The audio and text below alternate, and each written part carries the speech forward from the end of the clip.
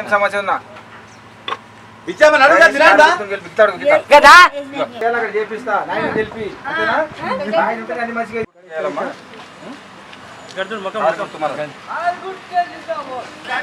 అన్న కూసో కూసో కూసో అమ్మ కారు గుర్తు ఫస్ట్ గుర్తు అదే చూడు కారు గుర్తు కోటే పింఛన్ వస్తుందా మళ్ళీ కేసీఆర్ గెలుస్తాడు 4 ఎందుకంటే సర్పంచ్ చేసినాము అనుభవం ఉంది కాబట్టి నీకు ఎక్కడ రోడ్ కావాలి ఎక్కడ డ్రైనేజ్ కావాలి అవన్నీ చేపిస్తాము దయచేసి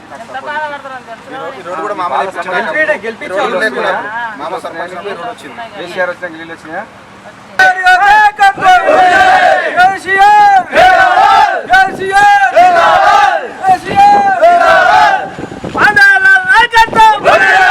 ప్రాబ్లం ఉంది అది చేస్తామని చెప్తున్నాము డ్రైనేజీ ప్రాబ్లం ఉంది రోడ్ల ప్రాబ్లం ఉంది ఇంతకుముందు టీఆర్ఎస్ ప్రభుత్వం ఉన్నప్పుడు కూడా రోడ్లు ప్రతి గల్లీకి రోడ్లు పెట్టడం జరిగింది 2.5-3 కోట్లు పెట్టినాము ఆల్రెడీ అదే ఫండ్స్ ఇప్పుడు ఉంది కాబట్టి వికారాబాదు టౌన్లో మొత్తము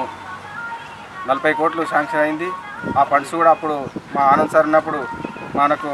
చిట్టంపల్లికి 2 వాళ్ళకి కలిసి 4 కోట్లు పెట్టడం జరిగింది అదే ఫండ్స్ ఇప్పుడు రిలీజ్ ఉంది ఎలక్షన్ అయిపోయాక మున్సిపల్ ఎలక్షన్ అయిపోయాక ఆ ఫండ్ను రిలీజ్ చేసి రోడ్లు కూడా వేస్తామని గ్రామ పెద్దలకంతా తెలపడం జరుగుతుంది మాకు పెద్ద ఎత్తున సపోర్ట్ చేస్తే గ్రామాన్ని కూడా అభివృద్ధి ఉంచుతామని గ్రామ పెద్దలకు ప్రతి ఇంటికి పోయి గడప చెప్పడం జరుగుతుంది ఇక్కడ మాజీ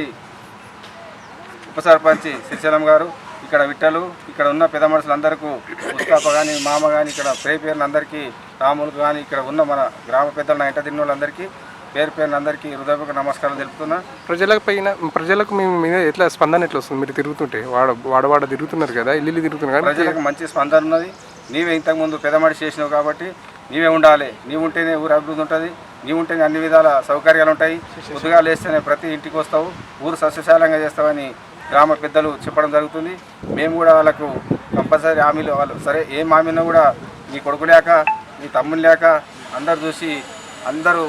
దయచేసి నాకు ఓటేయాలని ప్రతి ఒక్కరిని అడగడం జరుగుతుంది కంపల్సరీ నీకే చేస్తాము నీవే ఉండాలని చెప్పి గ్రామస్తులంతా పెద్దలు చిన్నలు అక్కలు అమ్మలు కూడా అందరూ కూడా నాకు సపోర్ట్ చేయడం జరుగుతుంది ఇక వాళ్ళు దయచేసి నాకు పెద్ద ఎత్తున సపోర్ట్ చేసి గెలిపించినట్టయితే వాళ్ళకి శిరస్సు వంచి నమస్కరిస్తున్న పాదాభివందనం చేస్తున్నా తెలుపుకుంటూ ఈ అవకాశం ఇచ్చిన అందరికీ ఇక్కడున్న మీడియా మిత్రులకు కూడా ప్రత్యేక ధన్యవాదాలు తెలుపుకుంటూ ముగిస్తున్నాను.